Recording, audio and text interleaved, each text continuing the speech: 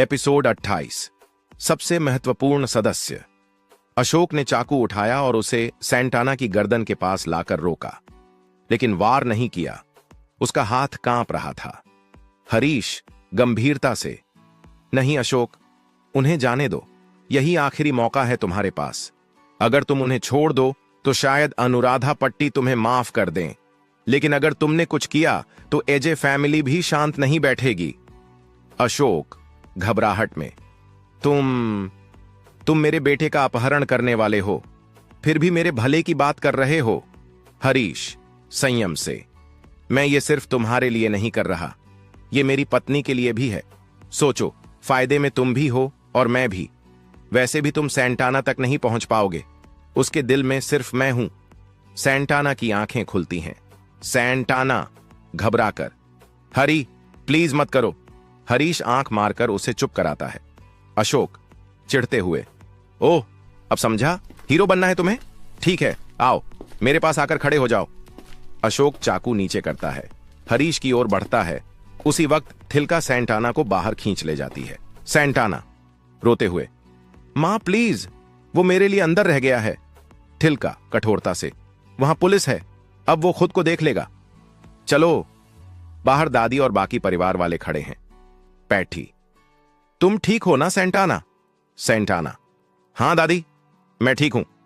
Santana घबराकर, लेकिन हरीश अभी भी अंदर है।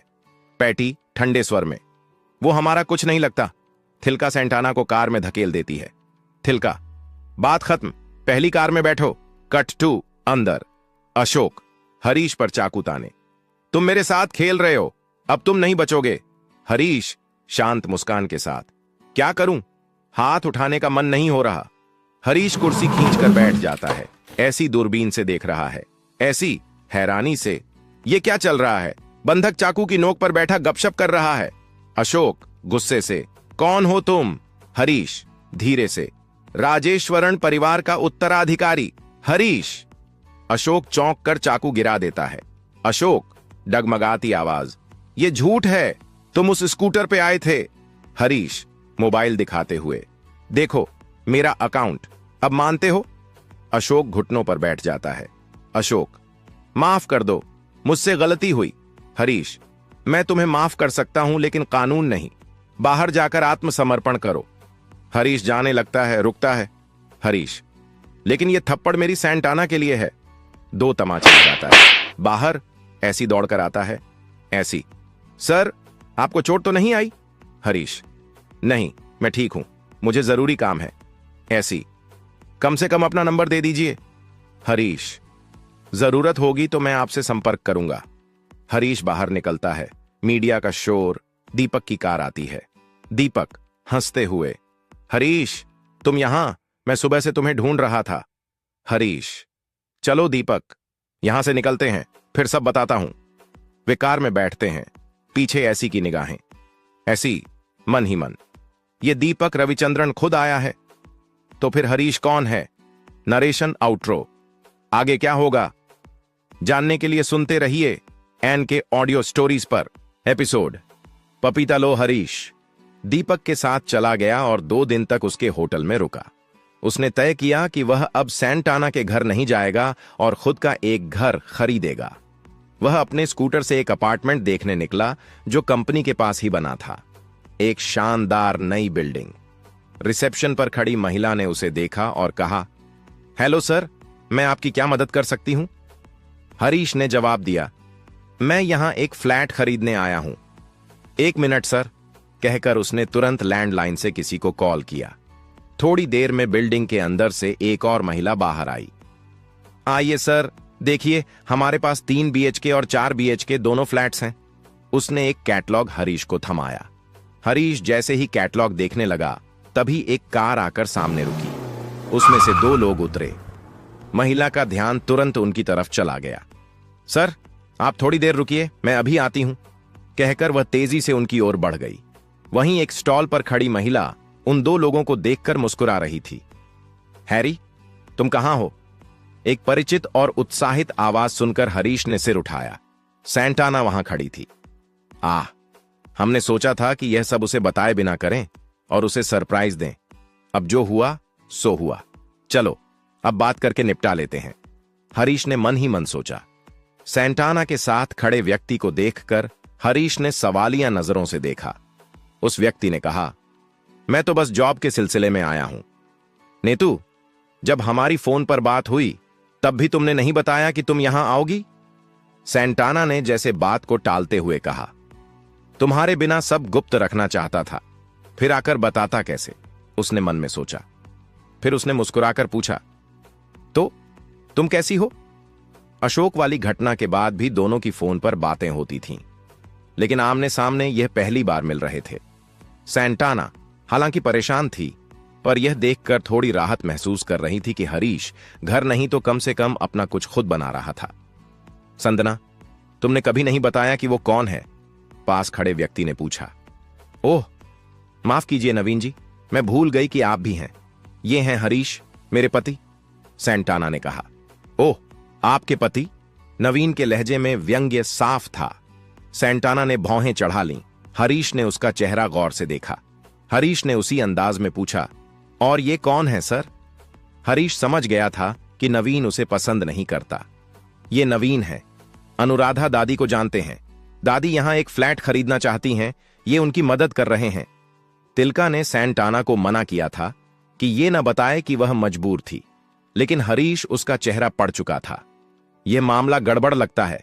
ये आदमी दादी के बहाने कोई चाल चल रहा है। आखिर क्यों उन्हें किसी सहायक की जरूरत पड़ गई? हरीश ने सोचा।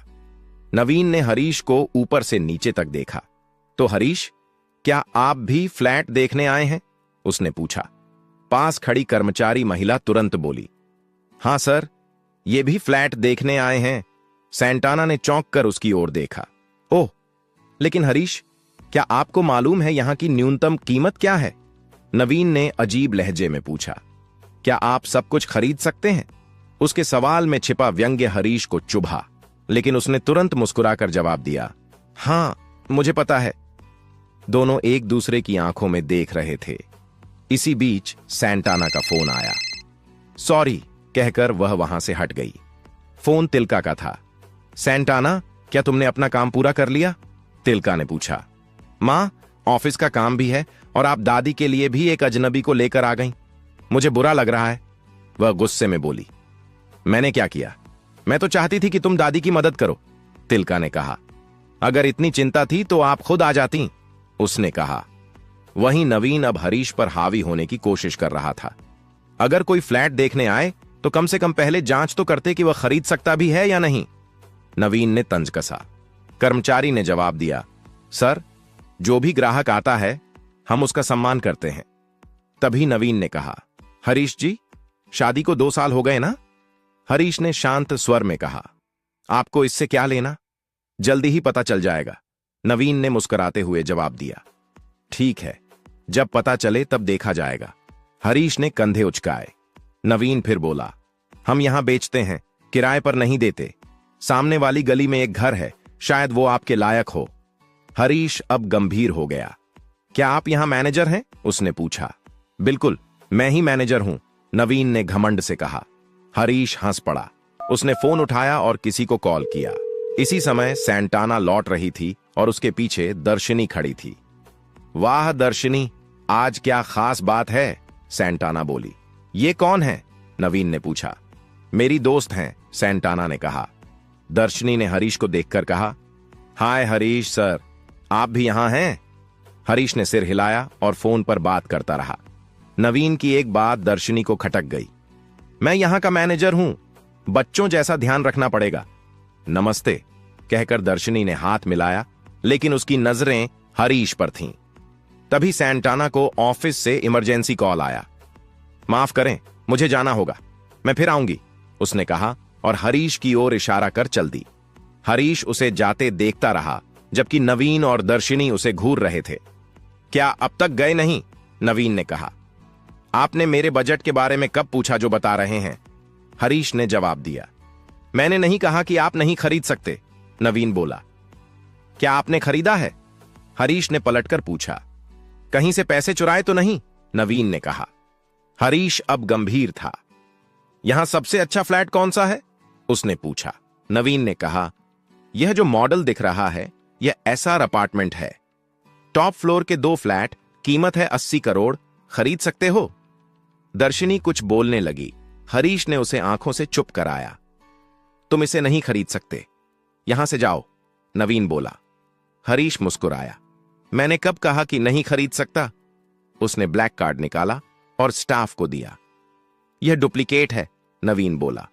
स्वाइप करके देखो, हरीश बोला। तभी नवीन का फोन बजा। नंबर देखकर वह कॉल लेने चला गया।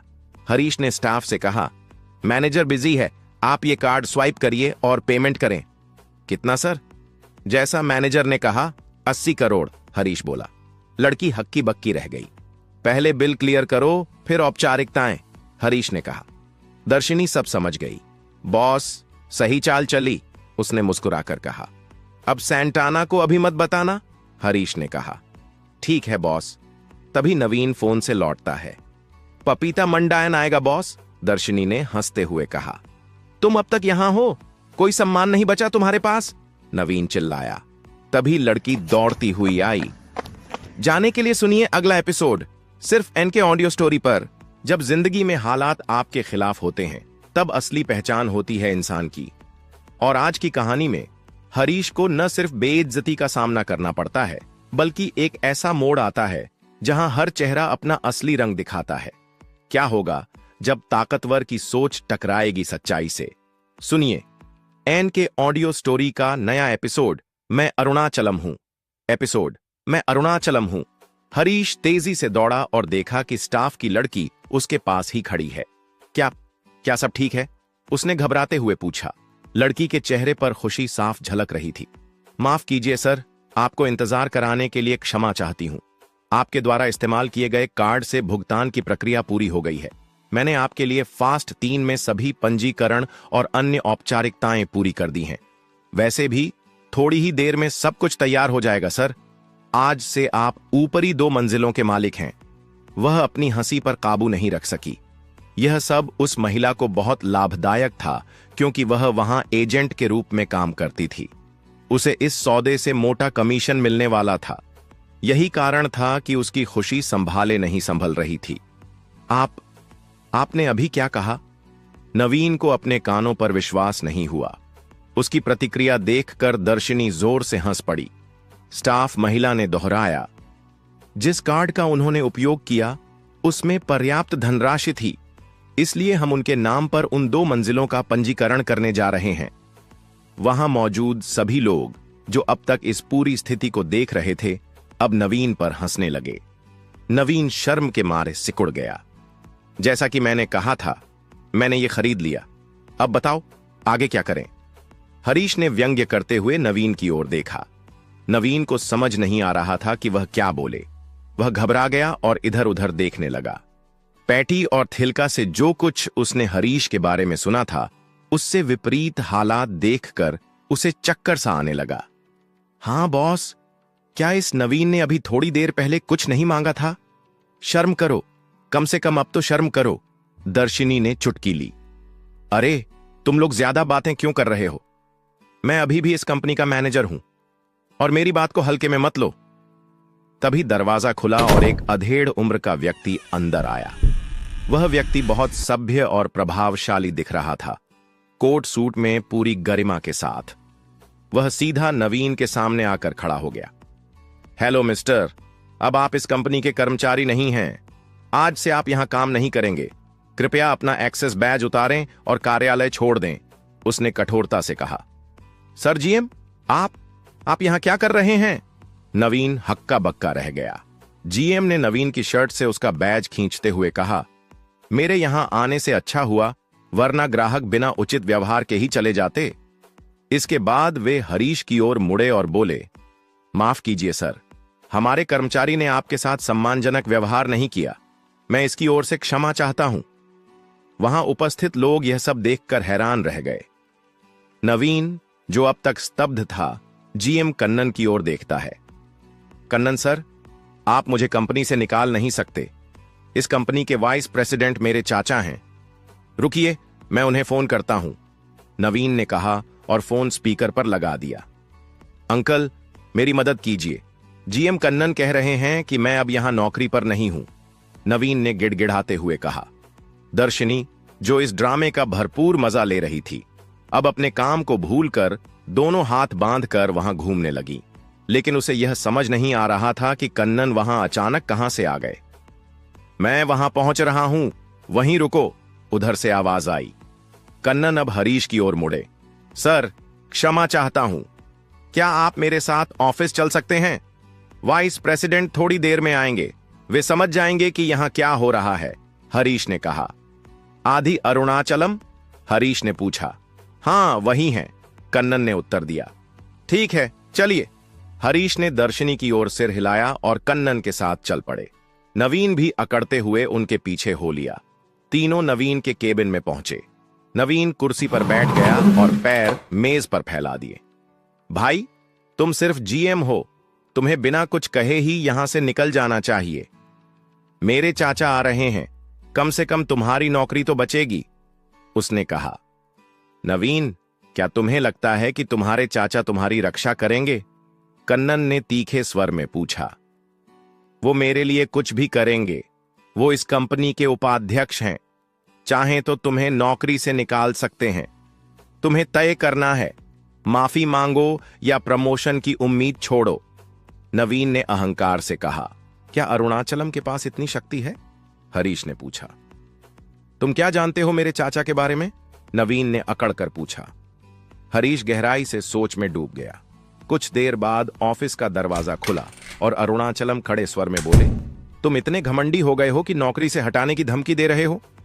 नवीन दौड़कर उनके पास गया। अंकल, आप इतनी जल्दी आ गए, बहुत बहुत धन्यवाद। क्या हुआ?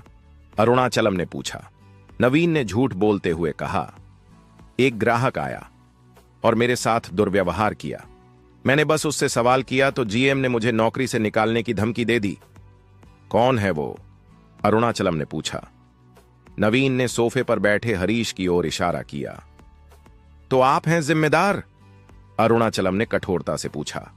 हरीश चुप रहा। इतना बड़ा आदमी बन गए हो कि जवाब तक नहीं दे सकते? अरुणाचलम गुस्से से हरीश की ओर बढ़े। कन्नन बीच में आ गए। सर, एक मिनट मेरी बात सुनिए। तुम उसके आदमी हो? क्या तुम वही हो जिसने मुझे अपनी पत्नी के लिए यह सब करने को कहा था? अरुणाचलम अब कन्नन पर गुस्सा हो गए। नहीं सर, आपने जो कहा वह गलत है। मैंने वीडियो फुटेज देखा है। गलती स्पष्ट रूप से नवीन की है, कन्नन ने कहा।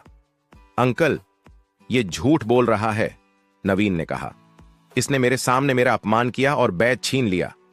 अरुणाचलम का गुस्सा और भड़क गया। मुझे कुछ देखने की जरूरत नहीं, मुझे अपने दामाद पर भरोसा है। और अब कन्नन, इस क्षण से तुम इस कंपनी में नहीं हो, बाहर निकलो। हरीश चुपचाप सब सुनते रहे। कन्नन का चेहरा मुरझा गया।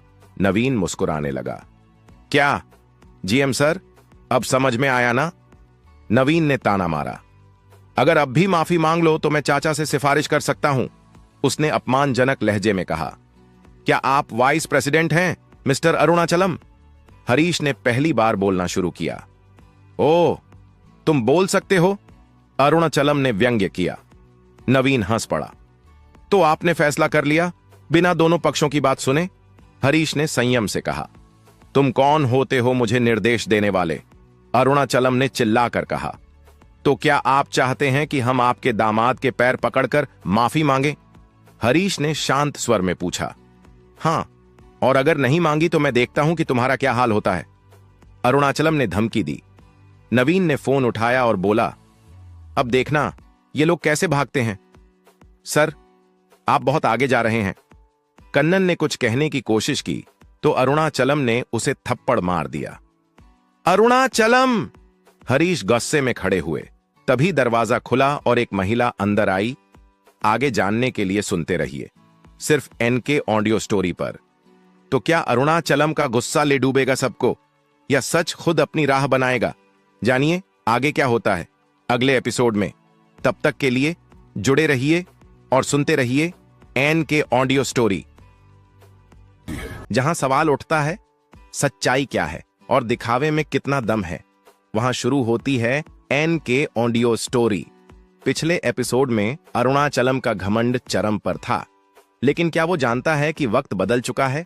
आज की कहानी है एपिसोड ये क्या बात है, क्या कोई अंतर है?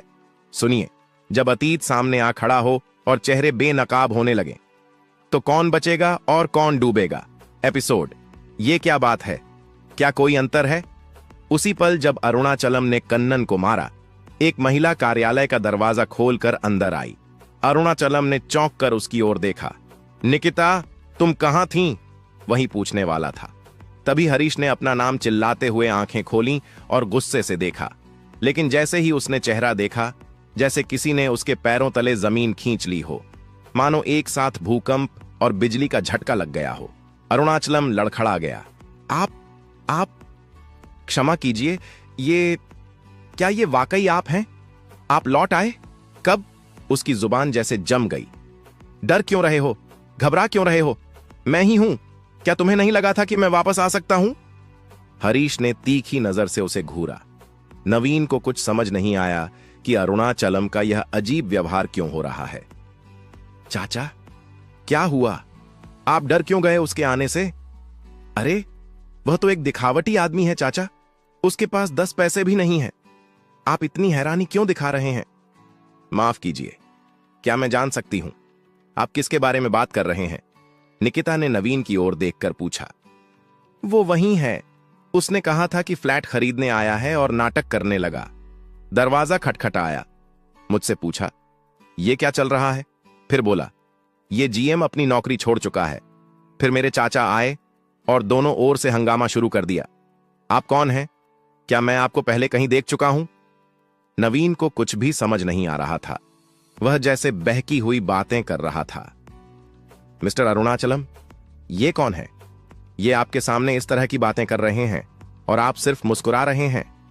और हरीश सर न केवल वापस आ चुके हैं, बल्कि अब टियाना मीडिया के नए सीईओ हैं, निकिता ने गंभीर स्वर में कहा। अरुणाचलम की बची खुची उम्मीद भी टूट गई। वह यह मानने को तैयार नहीं था कि वह वही इंसान है जिसे कभी घर से निकाल दिया गया था।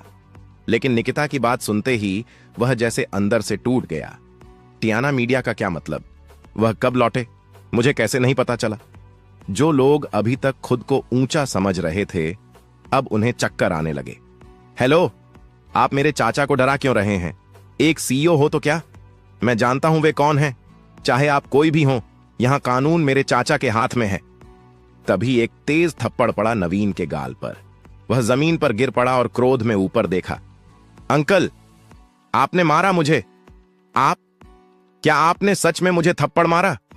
पिटाई के बाद नवीन ने देखा कि हरीश का चेहरा सामने था। क्या यह उसकी गलती थी या अब उसका दिमाग उल्टा हो गया था? अरुणाचलम ने उसे घूर कर देखा।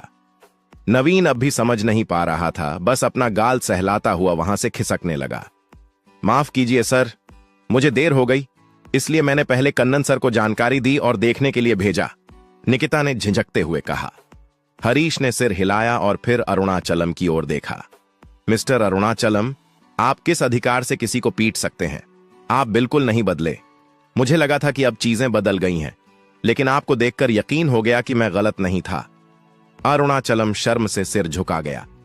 हरीश अब कन्नन की ओर मुड़ा। माफ करें सर, यह सब तब हुआ जब मैं आपके पास था। मुझे आपसे यह उम्मीद नहीं थी।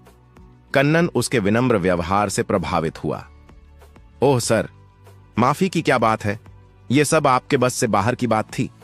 अब हरीश फिर अरुणाचलम की ओर मुड़ा। तुम्हें मारने के लिए माफी चाहता हूं, लेकिन क्या तुम ठहरी हुई भैंस जैसे हो? अरुणाचलम को जैसे करंट लग गया। वह फौरन कन्नन के पास गया। कन्नन सर, मुझे माफ कर दें, मुझसे गलती हो गई, आगे से ऐसा कभी नहीं होगा। ठीक है सर, कन्नन ने बस इतना कहा। अब अरुणाचलम और नवीन दोनों ही झुक गए। सर, कृपया मुझे भी माफ कर दें, मैंने बिना सोचे समझे बात कर दी। मुझे लगा कोई ग्राहक झगड़ा कर रहा है। सच में सर, अगर मैं वहां नहीं होता तो तुम फ्लैट खरीदने आए ग्राहक को ही पीट देते और इस कंपनी में निष्पक्षता का दावा करते हो, हरीश ने कहा। अरुणाचलम अपने ही विचारों में उलझ गया। अंकल, आप ऐसा क्यों कर रहे हैं? आप उनसे माफी क्यों मांग रहे हैं? फिर से एक थप्पड़। चुप रहो, सब कुछ तुम्हारी वजह से हुआ है। जानता भी है वो कौन है। कहां था? वह ग्राहक है, लेकिन पूरी बिल्डिंग उसके परिवार की है और तुम कह रहे थे वह धोखेबाज है। क्या मतलब चाचा? ये एसआर कंस्ट्रक्शन राजेश्वरण परिवार की है, इससे क्या लेना देना? देई मतैया, वह राजेश्वरण परिवार का वारिस है, हरीश राजेश्वरण। अब समझा? टियाना मीडिया का मालिक वही है। नवीन अब सन्न रह गया। कुछ साल पहले वह एक छोटा लड़का था, लेकिन अब वो इतना बड़ा हो गया कि मेरी आंखों में आंखें डालकर देख सकता है। मिस्टर अरुणाचलम, आपके भीतर की आवाज मुझसे सवाल पूछ रही है।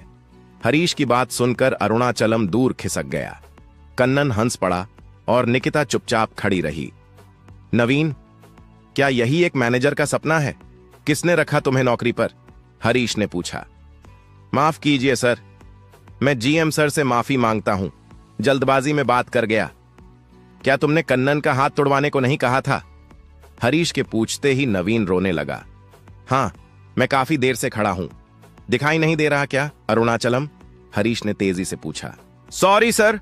अरुणाचलम दौड़कर नवीन की कुर्सी पीछे से खींच लाया। तुम दोनों क्यों खड़े हो?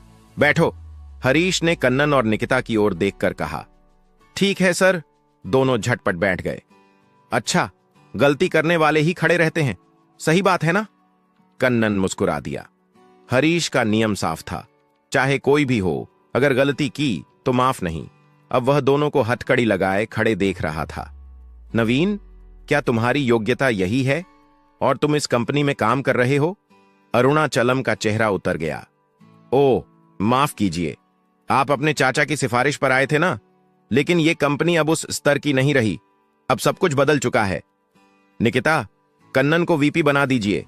अरुणाचलम अब डिमोटेड लिस्ट में है, मैं सोचूंगा कि उन्हें किस पोस्ट पर रखना है। और नवीन, उन्हें बाहर भेज दिया जाए। अरुणाचलम और नवीन दोनों शॉक में खड़े रह गए। हरीश जेब में हाथ डालकर स्टाइल में वहां से निकल गया। बाहर दर्शिनी उसका इंतजार कर रही थी।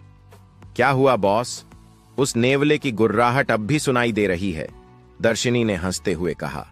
नहीं, उसका चाचा ही काफी था उसके लिए, अब वो शायद अपने कमरे में उसे डांट रहा होगा। हरीश मुस्कुराया। मैं तो भूल ही गई थी कि क्यों आई थी, मैंने डीलर से रेट पूछ लिया है, बस आपको बताने का इंतजार था। अब कैब बुक करती हूं, दर्शिनी ने कहा। तभी निकिता आ गई। सर, शोरूम से कॉल आया था, आपके लिए नई स्पोर्ट्स कार बुक हो गई है, मैंने कहा है कि यहीं डिलीवर कर दें। वाह, नई कार? दर्शिनी ने तालियां बजाईं। जैसे ही तीनों बाहर निकले, चमचमाती नई कार गेट पर आ गई। ठीक है सर, मैं अब ऑफिस जा रही हूं, निकिता बोली और चली गई। अब बस हरीश और दर्शिनी रह गए। दर्शिनी, कार आ गई है, चलो मैं छोड़ देता हूं, कहां जाना है? बॉस, माफ कीजिए, मुझे आपके साथ ऐसा नहीं करना चाहिए था। आज सब कुछ देखकर एहसास हुआ कि मैं कितनी गलत थी। हरीश मुस्कुराया। यह कहानी का अंत है दर्शिनी, मुझे तुमसे कभी गुस्सा नहीं आया, तुम तो मेरी छोटी बहन जैसी हो। तो क्या आप मुझ पर एक एहसान करेंगे? उसने धीरे से पूछा। आगे जानने के लिए सुनते रहिए केवल एनके ऑडियो स्टोरी पर। तो ये थी आज की कहानी, जहां सच्चाई ने घमंड को हराया और एक नया अध्याय शुरू हुआ। लेकिन दर्शिनी की उस आखिरी बात का क्या मतलब था? क्या हरीश को करना होगा एक और फैसला? जानने के लिए जुड़े रहिए एनके ऑडियो स्टोरी के साथ, क्योंकि यहां हर एपिसोड लाता है एक नई उलझन और एक नई साजिश। मिलते हैं अगले एपिसोड में, तब तक सुनते रहिए, सोचते रहिए। जब विज्ञान और रहस्य एक साथ टकराते हैं, तब शुरू होती है एक अनदेखी, अनसुनी कहानी। हरीश के हाथ लगी है एक रहस्यमयी शक्ति, एक गोली जो दिखने में मामूली है, लेकिन उसके भीतर छुपा है एक भयानक बदलाव। और अब एक साधारण मुलाकात उसे ले जाएगी एक ऐसी जगह जहां इतिहास, चोरी और पारिवारिक रहस्य एक साथ टकरा रहे हैं। क्या यह सिर्फ एक चोरी है या कोई प्राचीन शक्ति का द्वार? जानिए सब कुछ आज के एपिसोड में। एपिसोड छिपी हुई शक्ति। हरीश ने वह लाल गोली देखी जो दीपक ने उसे दी थी और तुरंत उसे फोन किया। दीपक, क्या आज ऑफिस में तुमने कोई गोली भेजी थी? जो खाना तुमने मां को दिया था उससे उन्हें रिएक्शन हो गया, अगर उन्होंने कुछ और खा लिया तो क्या होगा? हरीश ने सोच समझकर पूछा। हरीश, घबराओ मत, मैंने खुद पहले वह गोली ली थी। हमारे प्रमुख शोधकर्ता ने बताया था कि यह शक्ति बढ़ाने वाली गोली है, यह तुम्हारे बहुत काम आएगी, मुझ पर भरोसा करो, दीपक ने पूरे विश्वास से कहा। उसने कुछ वैज्ञानिक बातें भी बताईं, जिससे हरीश के सिर में दर्द होने लगा। हरीश ने फोन काटते हुए कहा, अब्बा सैमी, अब मैं यह गोली निगलने ही वाला हूं। अगर मैं इससे पहले सवाल पूछने लगूं तो शायद कभी न खा पाऊं। गोलियों को घूरते हुए उसने खुद से पूछा, क्या मुझे इसे अभी ले लेना चाहिए? उसे पिछली बार की याद आई जब उसने वह गोली ली थी। क्या हुआ था? हाँ, मैं गहरी नींद में सोया और तरोताजा हो गया था, लेकिन मेरे शरीर से अजीब सी बदबू आ रही थी। त्वचा भी कुछ अजीब हो गई थी, लेकिन कोई गंभीर बात नहीं हुई। दीपक बुरा नहीं चाहेगा। एरा भी ठीक रही। ठीक है, देखते हैं क्या होता है। सोचकर हरीश ने गोली निगल ली। कुछ ही सेकंड में उसके पूरे शरीर में आग सी लग गई। मस्तिष्क में जैसे कुछ विस्फोट हो रहा हो। दर्द असहनीय था। वह बेहोश होकर मेज पर गिर गया। निकिता ने उसे नहीं टोका, क्योंकि ऊपर से देखने पर वह बस सोया हुआ लग रहा था। पिछली बार के विपरीत इस बार हरीश आधे घंटे बाद उठा, लेकिन इस बार उसके शरीर में कोई बदलाव नहीं दिख रहा था। क्या इस बार बदबू नहीं आ रही? उसने जांच की कि कहीं त्वचा से तरल तो नहीं निकल रहा। जब कुछ नहीं मिला तो उसने राहत की सांस ली। लगता है शोधकर्ताओं ने गोली में सुधार किया है। इस बार दीपक ने सही दवा दी होगी। कुछ भी असामान्य महसूस नहीं हो रहा, उसने सोचा। तभी उसका फोन बजा। स्क्रीन पर एक अजनबी नंबर था, लेकिन आवाज जानी पहचानी लगी। नमस्ते, उसने कहा। हेलो हरीशा? दूसरी तरफ से एक मधुर आवाज आई। आवाज पहचानी हुई थी, पर चेहरा याद नहीं आ रहा था। हाँ, मैं हरीश बोल रहा हूं। आप कौन? उसने थोड़ी उलझन में पूछा। मैं अक्षरा बोल रही हूं। क्या आप मां के लिए पारिवारिक पार्टी में एजे से मिलने आए थे? उसके इतना कहते ही एक पल के लिए खामोशी छा गई। हरीश को याद आया, हां, वो डायना मीडिया के साथ डील पर साइन करने वाली पार्टी थी। कार्तिक की वजह से सब गड़बड़ हुआ था, लेकिन उसी दिन मैं दीपक से मिला था और तुम भी थी वहां। मुझे याद है, हरीश ने कहा। क्या तुम उस गहनों की दुकान वाली हो? हां, अक्षरा ने जवाब दिया। तो आज क्यों बुलाया है? पार्टी के बाद तो कभी कोई बात नहीं हुई थी, हरीश ने सोचा। असल में मुझे तुमसे कुछ पूछना था। क्या तुमने दादी के जन्मदिन पर एक प्राचीन चूड़ी खरीदी थी? अक्षरा ने पूछा। हरीश चौंका। हां, लेकिन तुम्हें कैसे पता? मैं उस पार्टी में तुम्हारे पीछे बैठी थी।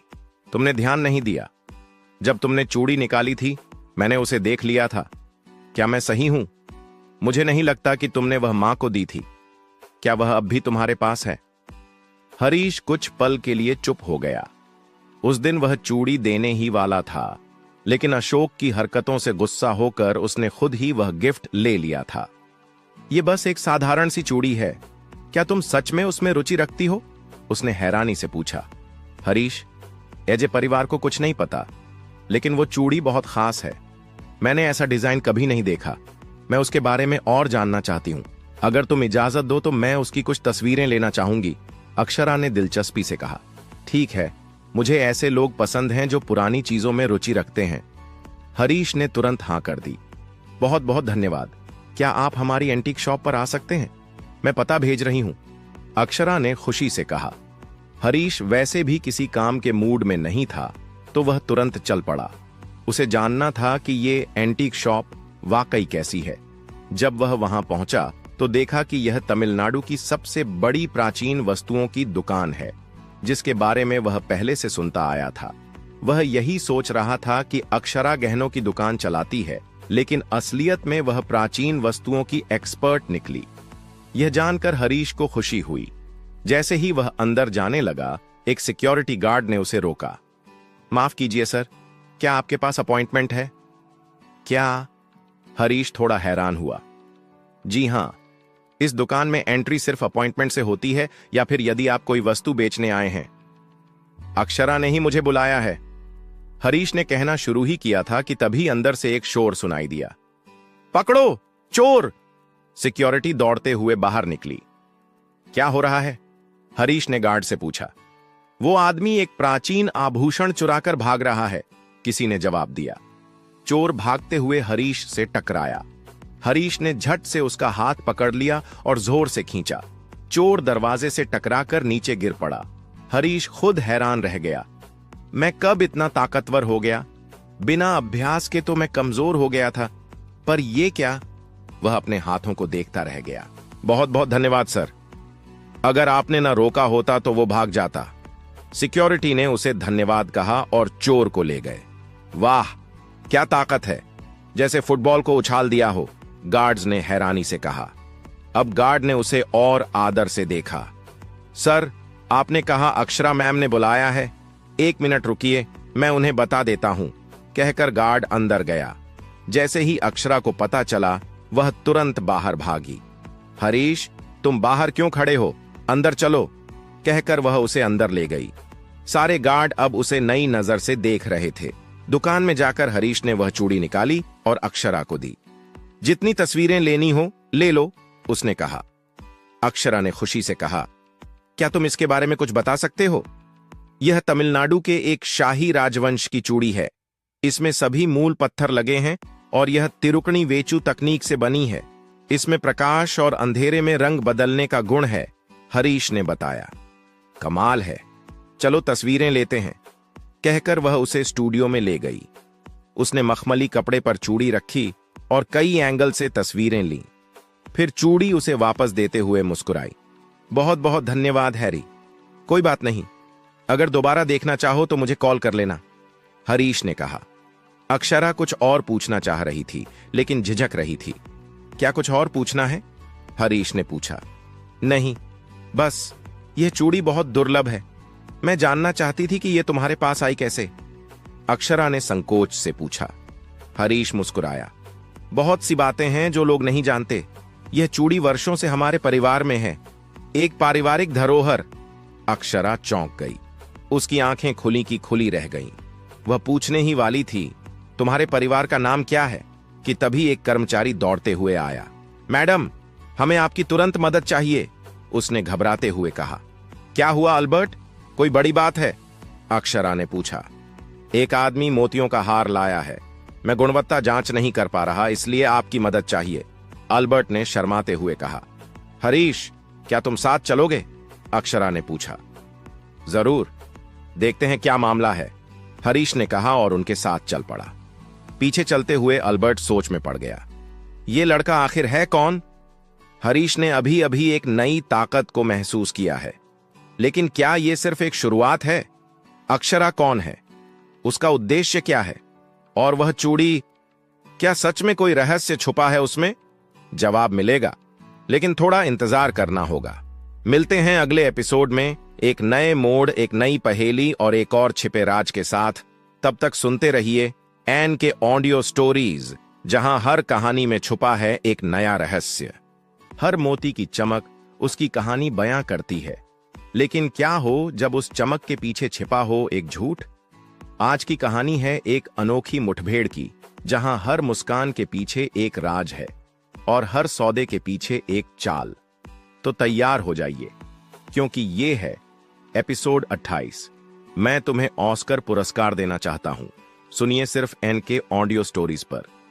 एपिसोड, मैं तुम्हें ऑस्कर पुरस्कार देना चाहता हूं।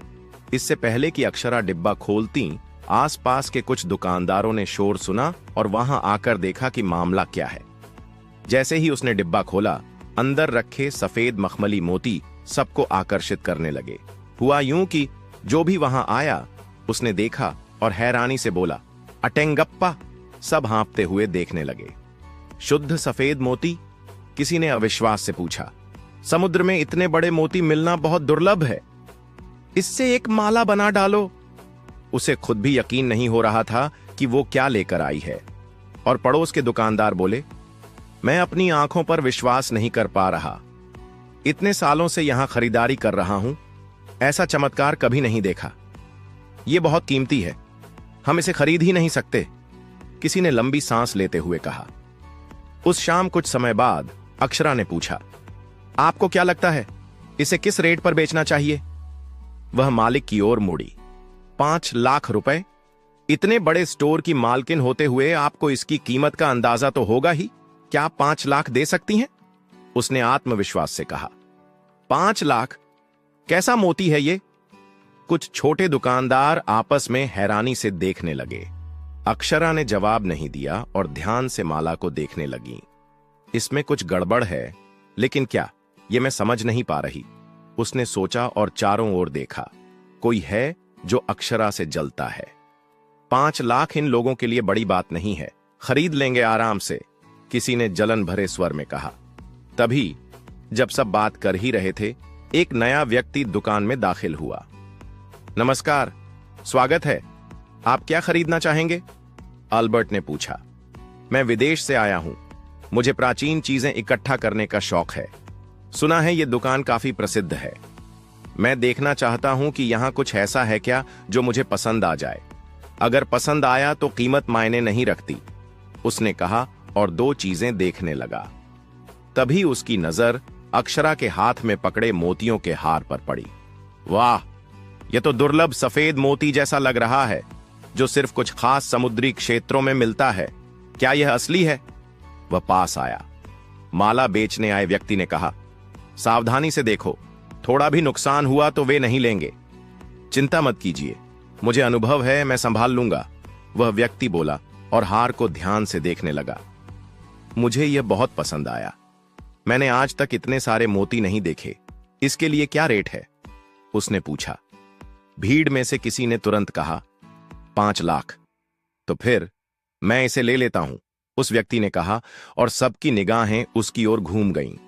सेल्समैन ने अक्षरा की ओर देखा और कंधे उचकाकर बोला, मैडम, आप ज्यादा सोच रही हैं, मैं इसे दे देता हूं, और माला लेने की कोशिश की। अक्षरा ने माला कसकर पकड़ी। पहले मांगने वालों को प्राथमिकता मिलती है। हमने पहले कहा था, इसलिए आप इसे हमें ही देंगे। हम अभी तय कर सकते हैं, किसी और को देने की जरूरत नहीं है, अक्षरा ने तेजी से कहा। माफ कीजिए, सोचना इतना लंबा नहीं लेना चाहिए था। अब मैं तुरंत खरीदने को तैयार हूं, नवागंतुक बोला। मैं अभी खरीद सकती हूं, इसलिए कृपया दखल न दें, अक्षरा ने मुस्कुराकर कहा। मैम, आप मुझे इसे लेने से रोक रही हैं, वह इसे मुझे देने ही वाला था, उसने शिकायत की। मैं आपको 7 लाख दूंगा, क्या आप मुझे दे सकते हैं? वह व्यक्ति बोला और अब अक्षरा को थोड़ी घबराहट हुई। आप इसे हमारी दुकान में बेचने आए थे, अब जब मैं खरीदने को तैयार हूं तो किसी और को कैसे दे सकते हैं, उसने कहा। लोगों ने अक्षरा का समर्थन किया। विक्रेता को मजबूरी में उसे अक्षरा को देना पड़ा। लेकिन तभी फिर से वो व्यक्ति बोला, थोड़ा यथार्थवादी बनिए, मैं 2 लाख ज्यादा दे रहा हूं, सोचिए और फैसला कीजिए। नहीं, मैं अपनी अंतरात्मा के विरुद्ध नहीं जा सकता। मैंने जो सौदा पहले किया था उसी पर कायम रहूंगा, यह व्यापार की सच्चाई है, सेल्समैन अब एक न्यायाधीश की तरह बोले। आप बहुत बड़े मूर्ख हैं, अभी भी न्याय और ईमानदारी की बातें कर रहे हैं। मैंने 2 लाख का झटका दिया और आप कुछ करो, उसने अक्षरा से कहा। मैडम, आप आज किस्मत वाली हैं, आपको ये मुथुमलाई डील के साथ 10 लाख की वैल्यू मुफ्त मिल रही है, उसने चमकती आंखों से कहा। तभी एक जोर की हंसी गूंजी। सबने मुड़कर देखा, हरीश मुस्कुरा रहा था। ये लूसा क्या है, बिना बात के मुस्कुरा रहा है, सबने सोचा। हरीश, क्या हुआ, ऐसे क्यों हंस रहे हो? अक्षरा ने झिझकते हुए पूछा। तुम लोग कहते हो कि अनुभवी हो, पर क्या तुम ये नहीं पहचान सके कि ये लोग मिलकर तुमसे धोखा कर रहे हैं? हरीश ने कहा। क्या? कौन हमें धोखा दे रहा है? अक्षरा ने चौंक कर पूछा। मैं बताता हूं, ये मोती का हार डुप्लीकेट है। ये दोनों लोग एक दूसरे को जानते हैं, ये पूरा नाटक है, हरीश ने कहा। लोग हैरान हो गए। अल्बर्ट, जिसने पहले से शक किया था, अब और उलझन में पड़ गया। विक्रेता भड़क गया। मेरे पारिवारिक खजाने को डुप्लीकेट कहने की तुम्हारी हिम्मत कैसे हुई? ईर्ष्यालु दुकानदार बोले, हम सभी सोचते हैं कि यह असली है, आप कैसे कह सकते हैं कि नकली है? अक्षरा उलझन में पड़ गई। हरीश क्या सही है या ये लोग सही हैं? विक्रेता ने गुस्से में कहा। मैडम, अब फैसला लें। मैं निष्पक्ष रहना चाहता था, लेकिन अब नहीं। ये आदमी मेरे आइटम को डुप्लीकेट बता रहा है। अगर आपने स्पष्टीकरण नहीं दिया तो मैं मानहानि का केस करूंगा, उसने हरीश को धमकाया। चलो पापा, पकड़े जाने के बाद भी कितनी एक्टिंग कर लेते हो। अगर अब तक फिल्मों में होते तो ऑस्कर जीत चुके होते। अभी भी समय है, ये फालतू काम छोड़ो और एक्टिंग करो, हरीश ने चिढ़ाया। आप क्या बकवास कर रहे हैं? क्या आप स्टोर के मालिक हैं? विक्रेता चिल्लाया। अक्षरा असहज हो गई। अब मुझे साबित करना होगा कि यह नकली है, हरीश ने कहा और डिब्बा उठाया। आप सभी को मोती की शुद्धता पता होनी चाहिए, आकार, रंग, चमक, लेकिन असली मोती इतना चमकदार नहीं होता। ज्यादा चमक पॉलिश से आती है और असली मोती लुढ़कता नहीं, टिकता है, उसने कहा और एक मोती निकाला। रुको, अगर तुमने नुकसान पहुंचाया तो, विक्रेता चिल्लाया। आप जैसे लोग दूसरों को भी मूर्ख बनाते हैं, हरीश बोला और 2 उंगलियों से मोती दबाया। वह चूर चूर हो गया। OMG, अक्षरा चौंक पड़ी। अब तुम मेरी मां के इलाज का पैसा ले गए। विक्रेता रोने लगा। ठीक है, एक्टिंग में और सुधार होगा, फिर ऑस्कर जरूर मिलेगा, हरीश बोला। उसने सबको देखा और कहा, इतने सालों का अनुभव और ये भी नहीं पहचान पाए? आपको अपनी आंखें दिखानी चाहिए। ईर्ष्यालु दुकानदार गुस्से में बोला और हाथ उठाया। बस, सब चुप हो जाओ, अक्षरा चीखी और पूरा स्थान अचानक शांत हो गया। आगे जानने के लिए सुनते रहिए NK ऑडियो स्टोरी। एक झूठ कितना भी चमकदार क्यों ना हो, सच की रोशनी में उसका चेहरा उतर ही जाता है।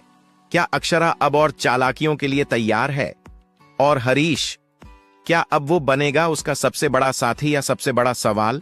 जानने के लिए जुड़िए हमारे साथ अगले एपिसोड में। तब तक सुनते रहिए NK ऑडियो स्टोरीज, जहां हर कहानी में छुपी होती है एक नई जिंदगी, जहां हर मुस्कान के पीछे एक राज छुपा हो और हर चमकते मोती के पीछे एक साजिश।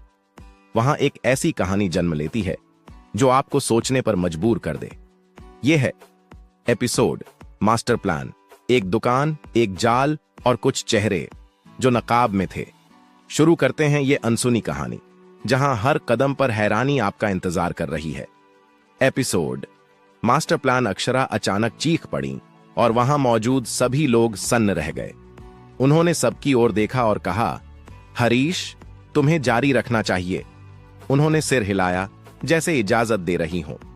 हरीश ने उस आदमी की तरफ देखा जो गहना बेचने आया था, फिर बोला, अगर तुमने धोखा देने का इरादा किया है तो तुम्हें थोड़ी और मेहनत करनी चाहिए थी। क्या तुम्हें लगा कि यह सस्ता नाटक किसी की नजर में नहीं आएगा? यह कहते हुए उसने उसका हाथ कसकर पकड़ लिया और मोतियों का हार जमीन पर फेंक दिया। वह नजारा देखकर सभी लोग चौंक उठे, खासकर वे 2 दुकानदार जो बेवजह हरीश से नाराज थे।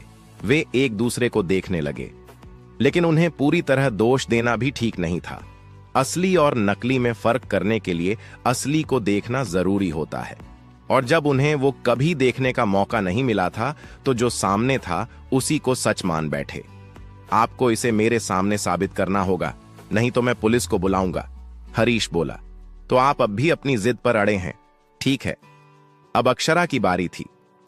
मुझे लगता है कि आपके लेबल में नवीनतम परीक्षण उपकरण है। तुरंत उसे बाहर निकालिए और इसकी जांच कीजिए। एक बात तो तय है, ये मोती बहुत साफ सुथरे हैं। मुझे लगता है कि ये हमें मूर्ख बनाने के लिए कांच, प्लास्टिक, शैवाल या रसायनों से बनाए गए हैं। इसका परीक्षण कर लेना बेहतर होगा, उन्होंने सुझाव दिया। अक्षरा ने बिना समय गंवाए अल्बर्ट को कॉल किया। उसने हार लिया और टेस्टिंग के लिए आदेश दिया। ठीक है मैडम, मैं आ गया, अल्बर्ट ने कहा और जल्दी से ऊपर चला गया। तुम इसे कहीं और ले गए और उसकी नकल तैयार की है ना? मैंने तुम पर कैसे भरोसा किया? बेचने वाले ने चिल्लाकर कहा। अक्षरा ने ठंडे गुस्से में जवाब दिया, चिंता मत करो, हम ऐसी घटिया हरकतें नहीं करते। हमारी प्रतिष्ठा खुद बोलती है। चेन्नई में कहीं भी पूछ सकते हो, हम कभी अपनी साख से खिलवाड़ नहीं करते। वो मोतियों का हार जिसे देखकर वो पहले खुश हुआ था, अब उसे देखना भी नहीं चाहता था। वह मन ही मन सोचने लगा कि शायद वह इस झंझट से मूर्ख बने बिना निकल सके। तभी अल्बर्ट लौट आया और कुछ उसके कान में कहा। अक्षरा ने वह पेपर देखा जो उसने थमाया था। उसका चेहरा गुस्से से तमतमा उठा, जबकि वह आदमी जो अभी तक जोर जोर से बोल रहा था अचानक सहम सा गया। अक्षरा ने दरवाजे की ओर खड़े सुरक्षा गार्ड को देखा और आदेश दिया, पुलिस को बुलाओ। इतना सुनते ही वह आदमी जो हार बेचने आया था दरवाजे की ओर भागा और चिल्लाया, भागो! लेकिन वहां मौजूद लोगों ने उसे पकड़ लिया। इतनी जल्दी क्यों है? तुम्हारा साथी भाग रहा है? हरीश ने व्यंग्य से पूछा। नवागंतुक बोला, मैंने नहीं सोचा था कि तुम इतने चालाक निकलोगे। ऊपर वाला तेरा भला करे, वरना मेरे 7 लाख तो गए होते। वह जाने को हुआ, लेकिन तभी हरीश उसके सामने आ खड़ा हुआ। क्या तुमने सोचा कि निशा बच जाएगी? क्या मुसीबत आई तो भाग खड़े होंगे? वह मुस्कुराया। माफ कीजिए, आप मुझ पर बेवजह शक कर रहे हैं। मैं एक व्यापारी हूं, मेरे पास पहचान पत्र भी है। उसने जेब से आईडी कार्ड निकालते हुए स्टाइलिश अंदाज में कहा। ओह, क्षमा करें श्रीमान, हरीश ने कहा, लेकिन उसकी कलाई कसकर पकड़ ली। हेलो, ये क्या कर रहे हैं? मैं चोर नहीं हूं। जल्दी मत करो भाई, पुलिस को बुलाया जा चुका है, बस 5 मिनट में पहुंचने वाली है। हरीश ने उसकी कलाई थामे रखा। वो चाहे जितना भी हाथ छुड़ाने की कोशिश करता, सफल नहीं हुआ। क्या इसका कोई परिवार नहीं? इतना स्मार्ट होकर भी ऐसा बेवकूफी भरा प्लान? वह मन ही मन सोचता रहा और शांत खड़ा रहा। तभी सायरन की आवाज सुनकर सबकी नजर दरवाजे की ओर गई। वही महिला सहायक आयुक्त अंदर दाखिल हुईं, जो उस दिन अशोक के केस में आई थीं। जैसे ही उन्होंने हरीश को देखा, पहचानते हुए पूछा, आप हरीश हैं? आप यहां कैसे? हरीश हल्का मुस्कुराया।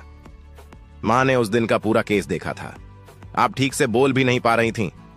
उसने मन ही मन सोचा, यह वही दुकान है जिसे मैं जानती हूं, और यह आपकी वापसी है, उन्होंने कहा। अब कई लोग हरीश की ओर ईर्ष्या भरी नजरों से देखने लगे, क्योंकि ऐसी जवान, प्रभावशाली और बेहद राजसी दिखती थीं। दूसरे प्रयास में आईपीएस क्लियर करके इतनी कम उम्र में यह पोस्टिंग हासिल करना आसान नहीं था। उन्होंने हरीश को देखकर सम्मान जताया। बाकी लोग जल भुन गए। संदिग्ध कहां हैं? उन्होंने पूछा। एक यहां है, दूसरा उसके साथ पकड़ा गया, हरीश ने इशारा किया। मैम, उसकी बातों पर मत जाइए, मैं भी आपकी तरह ठगा गया हूं। इस आदमी ने मुझे फंसाया है, प्लीज मुझे जाने दीजिए। हरीश का हाथ पकड़े व्यक्ति ने गुहार लगाई।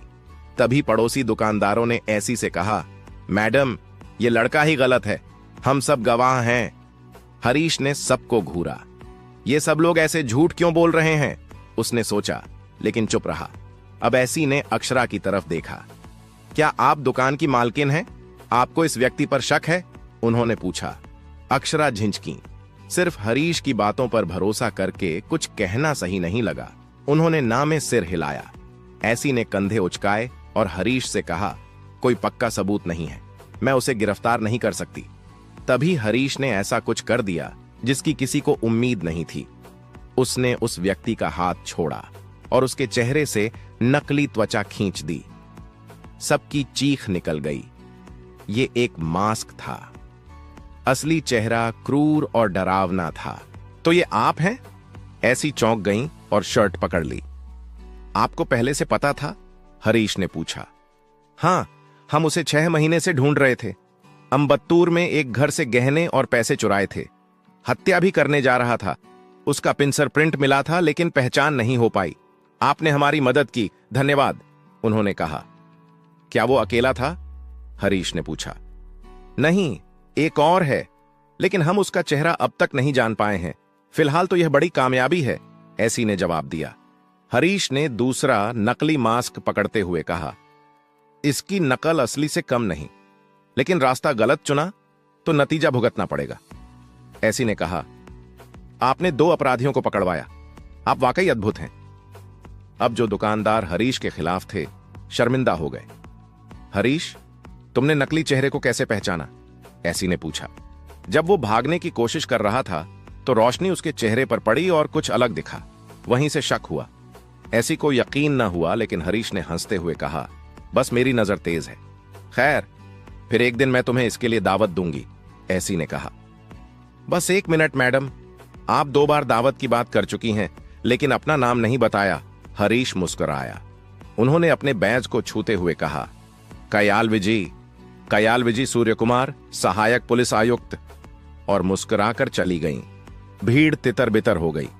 अब अक्षरा ने हरीश से कहा, अगर आप नहीं होते तो आज हम सब बड़ी मुश्किल में पड़ जाते। शुक्रिया। हरीश ने मुस्कुराते हुए कहा, इस सब के लिए शुक्रिया मत कहो, मुझे तो यह सब काफी दिलचस्प लगा, इसीलिए चिंता की कोई बात नहीं। अक्षरा भी मुस्कुरा दी। और एक बात, उन्होंने उत्सुकता से पूछा, जब आपने मुत्तुकला के बारे में बात की, उसमें एक प्रोफेशनल टच था। क्या आपने इस प्राचीन क्षेत्र में कोई औपचारिक प्रशिक्षण लिया है? हरीश ने थोड़ी देर सोचा और फिर सच कहा। एक बूढ़े प्रोफेसर ने यह जानकर कि मुझे इसमें रुचि है, बहुत सी जानकारियां दी थीं। वो अक्सर चिल्लाकर सिखाया करते थे। यह सुनकर अक्षरा उत्साहित हो गईं। क्या आप सच कह रहे हैं? क्या वो अब भी आपके संपर्क में हैं? क्या आप मुझे उनका पता दे सकते हैं? उन्होंने पूछा, अब भी यह सोचते हुए कि हरीश ने डुप्लीकेट को कैसे पहचान लिया।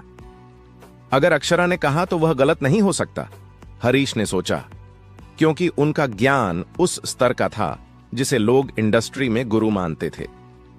माफ कीजिए अक्षरा, उन्हें देखे कई साल हो गए हैं, हरीश ने धीरे से जवाब दिया। अक्षरा ने हल्की आह भरी। ठीक है, लेकिन क्या मैं आपसे एक और मदद मांग सकती हूं? उन्होंने थोड़े संकोच से पूछा। हरीश ने प्रश्नवाचक निगाहों से देखा। Akshara fine jewellery and antics, उसके लिए मैं आपको मुख्य एंटीक मूल्यांकक नियुक्त करना चाहती हूं, उन्होंने कहा, यह सोचकर कि शायद वो मना कर देंगे। आपको रोज आना जरूरी नहीं होगा, जब भी जरूरत पड़ेगी मैं आपको बुला लूंगी और उसके लिए मैं आपको मासिक 50,000 बात दूंगी। क्या यह ठीक रहेगा? उन्होंने पूछा और उत्सुकता से उनके जवाब का इंतजार करने लगी। आगे जानने के लिए सुनते रहिए एनके ऑडियो स्टोरी। हर कहानी का अंत एक जवाब नहीं, एक दरवाजा होता है अगले मोड़ की तरफ। अक्षरा, हरीश और कयाल विजी की यह मुलाकात एक इत्तेफाक नहीं थी, ये एक नई शुरुआत का इशारा थी। क्या हरीश इस प्रस्ताव को स्वीकार करेगा? क्या नकाब उतरने बाकी हैं? और कौन है वो दूसरा रहस्यमयी साथी? जाने के लिए सुनते रहिए एनके ऑडियो स्टोरी, जहां कहानियां सिर्फ सुनी नहीं, महसूस की जाती हैं। पिछले एपिसोड में आपने सुना, संताना की एक भूल ने पूरे एजे परिवार को हिला दिया। रितिका के लाइव शो में आई तकनीकी गड़बड़ी ने टियाना मीडिया की साख पर सवाल खड़े कर दिए। लेकिन हरीश ने ठान लिया है, अब पर्दे के पीछे के असली राक्षसों को उजागर करना होगा। तो आइए सुनते हैं आज की कहानी, दी ग्लोरियस लैम्प गॉब्लिन्स, जहां रोशनी के पीछे छुपे हैं कई अंधेरे राज। एपिसोड 31, दी ग्लोरियस लैम्प गॉब्लिन्स, यानी महिमामयी दियों के राक्षस। रितिका के लाइव शो में मचे बवाल को देखकर हरीश का मन बेचैन हो उठा। अंततः रितिका को गुस्से में सेट छोड़ते देखा गया। संताना के उस दिन के उत्साहित अंदाज में किए गए शो पिच की यादें बार बार हरीश के जहन में घूम रही थीं, जिससे उसकी बेचैनी और बढ़ती जा रही थी।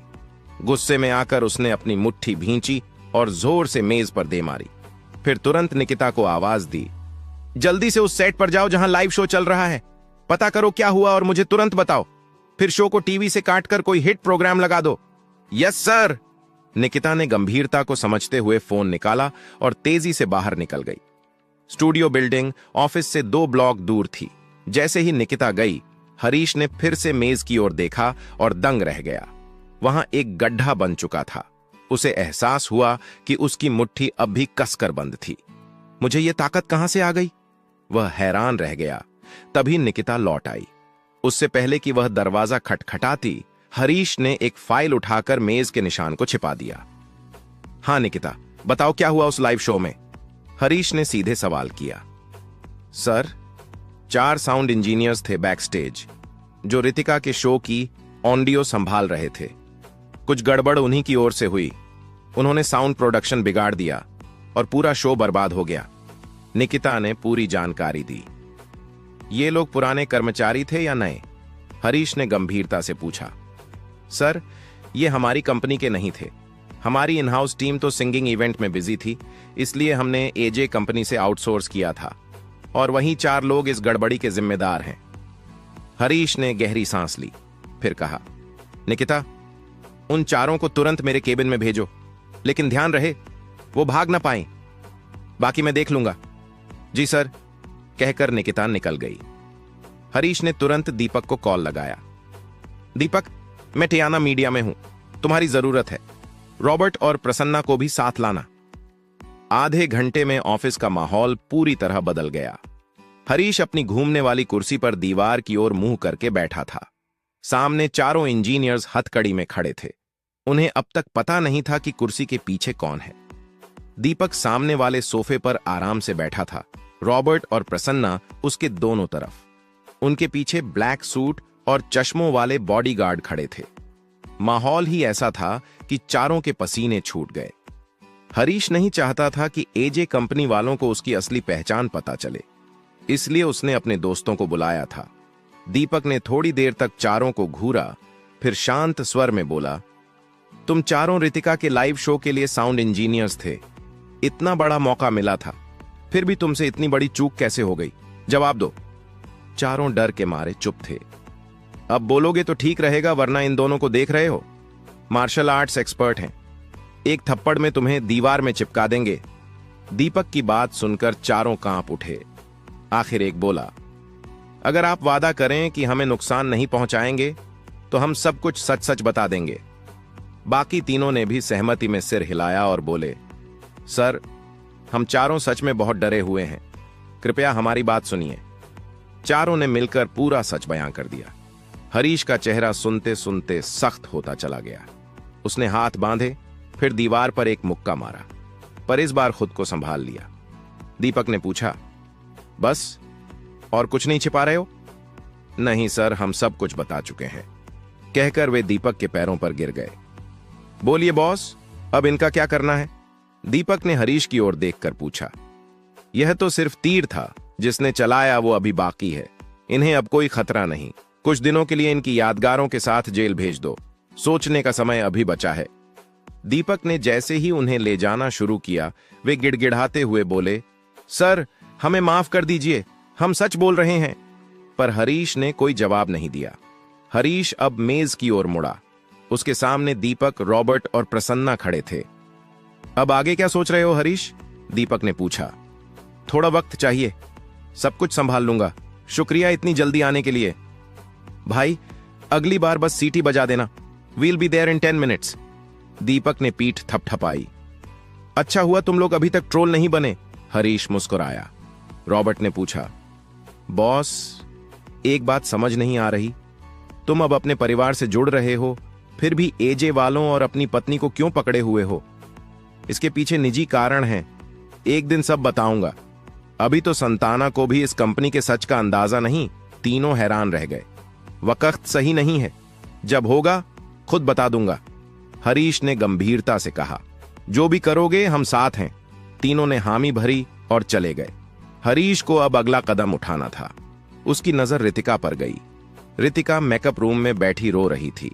उसका पहला शो फ्लॉप हो गया था। किसी ने बताया कि हरीश ने बुलाया है।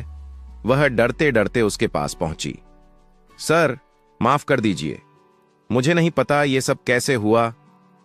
ये तुम्हारी गलती नहीं, मैंने पता कर लिया है किसकी वजह से हुआ। अपनी नौकरी की फिक्र मत करो, बस ये बताओ तुम ठीक हो? हरीश की बात सुनकर उसने तुरंत सिर हिलाया। उधर स्टूडियो में अब केवल एजे परिवार के लोग बचे थे।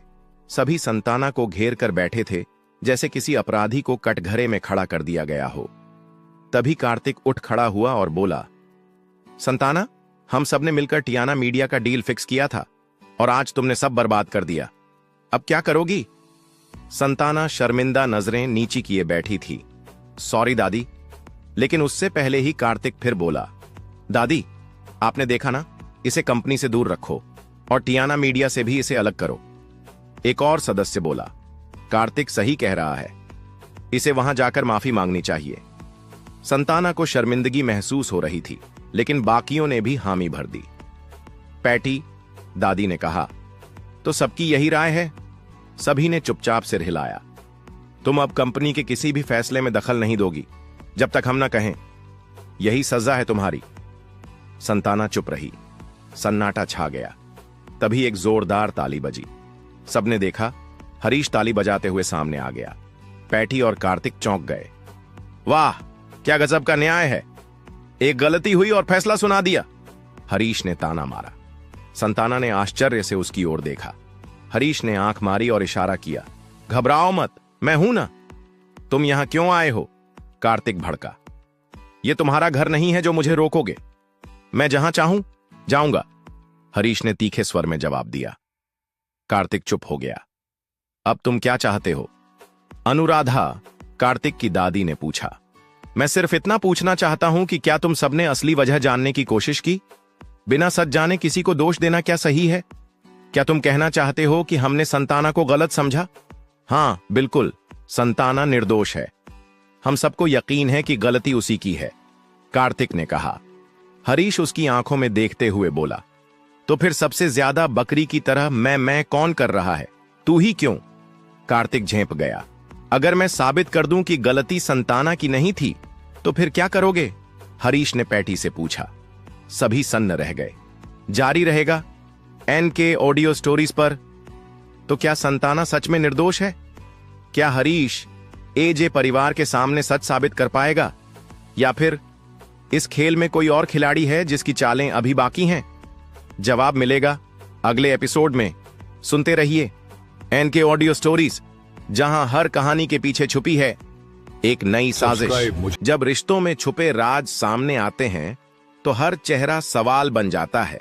आज की कहानी में झूठ, चालाकी और सच्चाई की टक्कर होगी आमने सामने। एक लड़की का सम्मान, एक लड़के की चाल और एक दादी का अंधा भरोसा, सबकी सच्चाई खुलेगी और कोई बचेगा नहीं। तो तैयार हो जाइए सुनने के लिए एनके ऑडियो स्टोरी का धमाकेदार एपिसोड, क्या तुम ठीक हो बेबी? क्योंकि इस बार खेल इमोशंस का नहीं, इज्जत का है एपिसोड। क्या तुम ठीक हो बेबी? हरीश ने कहा कि वह साबित करने आया है कि इस घटना में सैंटाना की कोई गलती नहीं है, और वहां मौजूद लोग उसे हैरानी से देख रहे थे। कार्तिक ने झट से कहा, तुम यहां ड्रामा करने आए हो? बिना ज्यादा बोले यहां से निकल जाओ। क्या मैंने कुछ ऐसा कहा जिससे तुम्हें यह करना पड़ा कार्तिक?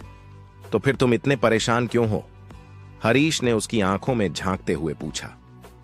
क्या आप दोनों शांत हो सकते हैं? अनुराधा भट्टी ने अब गुस्से में चिल्लाते हुए कहा। उन्हें हरीश का वहां आना बिल्कुल अच्छा नहीं लगा। वैसे भी वह चुप नहीं रह सकते थे, क्योंकि जब भी वो अपने प्यारे पोते को देखते थे उनसे भिड़ जाते थे। देखो, मैंने तुम्हें पहले ही चेताया है, यह हमारे परिवार का मामला है, इसमें दखल मत दो, अपने काम से काम रखो। उन्होंने अपना चेहरा फेरते हुए कहा, जैसे अब बात खत्म हो चुकी हो। अब सब अपने अपने काम पर लगो। कार्तिक, तुम जाकर टियाना मीडिया से बात करो और देखो कि हमारी कंपनी को कोई नुकसान ना हो। उन्होंने आखिरकार कार्तिक से कहा और जाने लगे। हरीश ने उन्हें घृणा से देखा। उसी समय दरवाजे से एक मीठी आवाज आई, माफ कीजिए। सबने पलट कर देखा। रितिका अंदर आ चुकी थी। अनुराधा को लगा कि वह उन्हें दोष देने आई है, लेकिन उसने शालीनता से मुस्कुराते हुए कहा, हाय रितिका, मैं ही सोच रही थी कि तुमसे मिलूं और तुम खुद ही आ गई। बैठो, अनुराधा ने कोमलता से कहा। नहीं मैडम, मैं ठीक हूं। रितिका की आवाज में कोई गुस्सा नहीं था। उसने हरीश को देखा, लेकिन ऐसे खड़ी रही जैसे वह उसे जानती ही नहीं। वैसे भी हमने पहले ही माफी मांगी है। यह सब चंदन की लापरवाही का नतीजा है। अब से वो हमारी कंपनी या तुम्हारे किसी भी इवेंट में शामिल नहीं होगी। कार्तिक सब संभालेगा, अनुराधा ने जल्दी जल्दी कहा।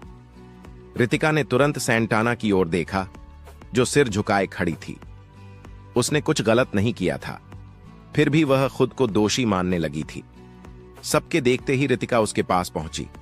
सैंटाना, चिंता मत करो, मैंने सब कुछ जांच लिया है, तुम्हारी कोई गलती नहीं है, उसने भरोसे से कहा, और बाकी लोग आश्चर्य से देखते रहे। कुछ को याद आया कि हरीश भी तो यही कह रहा था।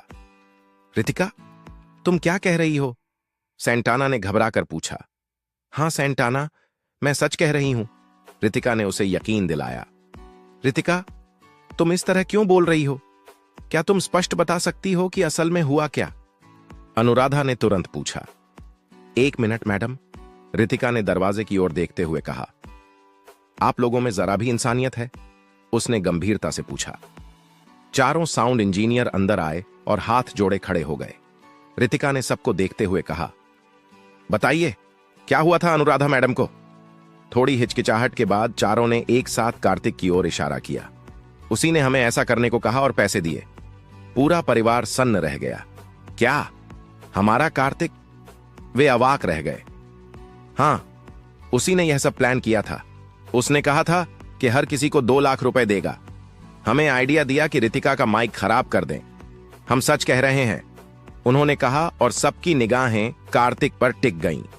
हरीश और बाकी चारों को देख कार्तिक की हालत खराब हो गई।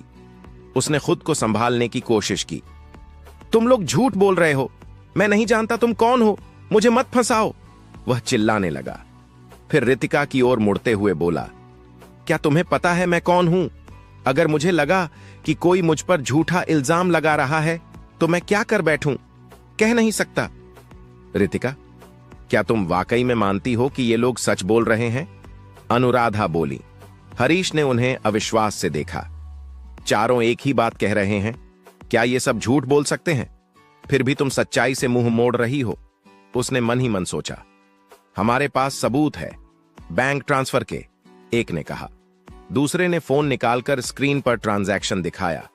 देखिए, हमारे पास सबूत है। वे जानते थे कि कार्तिक से भिड़ना आसान नहीं, लेकिन दीपक के सामने झुकने से बेहतर था। कार्तिक की आंखों में गुस्से की आग भड़क उठी। तो कार्तिक, क्या यह सब सच है? अनुराधा ने दुखी होकर पूछा। वह चुप था। यह है, यही सच है दादी, उसने धीरे से कहा। लड़ाई के बीच हरीश ने सैंटाना के कंधे पर हाथ रखा। क्या तुम ठीक हो बेबी? उसने आंख मारते हुए पूछा। हरीश की बात सुनते ही सैंटाना चौंक गई और एक पल को सांस लेना भी भूल गई। हरीश, चुप रहो, उसने शर्माते हुए कहा, लेकिन अब उसे थोड़ी राहत मिली थी। अनुराधा ने गहरी सांस ली। रितिका, माफ कर दो, वो छोटा है, गलती कर बैठा। सारे सबूतों के बावजूद अनुराधा कार्तिक को बचाना चाहती थी। वह उसकी कमजोरी थी। ठीक है मैडम, मैं सिर्फ ये साबित करना चाहती थी कि सैंटाना दोषी नहीं है। तो कार्तिक के लिए क्या करें? रितिका ने संयम से पूछा, लेकिन उसकी आंखें बोल रही थीं कि वह संतुष्ट नहीं थी। अनुराधा समझ गईं। उन्होंने कार्तिक की ओर मुड़ते हुए कहा, मुझे तुम पर शर्म आती है। अगर दोबारा कुछ किया तो गंभीर परिणाम होंगे। पहले रितिका और सैंटाना से माफी मांगो। कार्तिक की आंखों में पश्चाताप दिखा। सॉरी, उसने बेमन से कहा। कार्तिक बाहर कितना भी बड़बोला हो, दादी के सामने उसकी एक नहीं चलती। वह जानता था कि उसे अनुराधा के समर्थन की जरूरत है। अब तुम ठीक हो रितिका? अनुराधा ने पूछा। रितिका ने हरीश की ओर देखा। उसने सिर हिलाया। अगर आप हालात संभालें तो मैं ठीक हूं मैडम, रितिका ने कहा। फिर वह गंभीर हो गई। मेरी एक और शर्त है, उसने कहा। बताओ रितिका, क्या है? अनुराधा ने पूछा। अगर मैं टियाना मीडिया से शिकायत करूं तो सबसे ज्यादा असर आपके पोते पर पड़ेगा। इसीलिए मैं चाहती हूं कि आगे से मेरे सारे इवेंट की जिम्मेदारी सिर्फ चंदानी संभाले। मैं किसी और पर भरोसा नहीं करूंगी। सुनकर अनुराधा चुप हो गई। रितिका ने लगभग चेतावनी देते हुए कहा, अगर आप सहमत नहीं हैं तो मैं एजे कंपनी के किसी इवेंट की मेजबानी नहीं करूंगी। ठीक है, सैंटाना ही सारी जिम्मेदारी संभालेगी, उन्होंने कहा। घर वालों को जलन होने लगी, लेकिन टियाना मीडिया के समर्थन के साथ सैंटाना का भविष्य चमकदार दिख रहा था। रितिका ने मुस्कुराकर सैंटाना की ओर देखा। तो चलो, मेरा काम पूरा हुआ, अब मैं चलती हूं मैडम, उसने कहा और जाते जाते हरीश की ओर आंख मार दी। हरीश ने जाते जाते कहा, कम से कम अगली बार किसी को दोष देने से पहले जांच कर लिया करो। अनुराधा ने उसे गुस्से से देखा। हरीश ने कंधे उचका दिए और निकल गया। तभी एक आवाज आई, हैरी, 1 मिनट रुकना। सैंटाना दौड़ती हुई उसके सामने आ गई। क्या बात है बेबी? कहो तो 1 मिनट नहीं, 1 साल रुक जाऊं। हरीश मुस्कुराया। सैंटाना का चेहरा लाल हो गया। वह हकलाने लगी। हैरी, जब मैं कुछ पूछने आती हूं तो तुम क्यों गड़बड़ा जाते हो? आज नहीं छोड़ूंगी। बताओ, यहां कैसे आए? कल रात तुमने जो कहा था उसी की वजह से आया। देखना चाहता था इवेंट कैसा चल रहा है। हरीश ने सच में थोड़ा झूठ मिला दिया। तुम्हें पहले से पता था ना कि सब कार्तिक ने किया है? उसने पूछा। बेबी, अगर तुम इतनी स्मार्ट हो तो मैं क्या करूं? हरीश ने मन ही मन सोचा और बोला, यह तो +1 जैसा आसान सवाल है। तुम्हारे परिवार में कार्तिक जैसा चालाक कौन हो सकता है? हैरी, घुमा फिराकर मत बोलो। रितिका ने जाते वक्त तुम्हें छुपकर क्यों देखा? क्या तुम दोनों पहले से एक दूसरे को जानते हो? हरीश ने भौहें चढ़ा ली। बेबी, क्या तुम जल रही हो? उसने चिढ़ाते हुए पूछा। सैंटाना कुछ नहीं कह पाई। आगे जानने के लिए सुनते रहिए एनके ऑडियो स्टोरी। तो आखिरकार सच्चाई सामने आ गई। लेकिन क्या सब कुछ वहीं खत्म हो गया? कार्तिक की साजिश से उबर तो गए, मगर हरीश और रितिका के बीच जो रहस्य है, क्या वो कभी सामने आएगा? और सैंटाना, क्या वो समझ पाएगी कि हरीश सच में उसके लिए क्या महसूस करता है? जानने के लिए सुनते रहिए एन के ऑडियो स्टोरी, क्योंकि अगला एपिसोड लाएगा एक नया मोड जहां रिश्तों की गर्मी और रगों में बहते जज्बात दोनों का इम्तिहान होगा। मिलते हैं अगले एपिसोड में, सिर्फ एन के ऑडियो स्टोरी पर। आपका एक सब्सक्राइब मुझे और अच्छे वीडियो बनाने की प्रेरणा देगा। अगर यह वीडियो आपको पसंद आया तो लाइक जरूर करें और अपनी राय कमेंट में बताएं।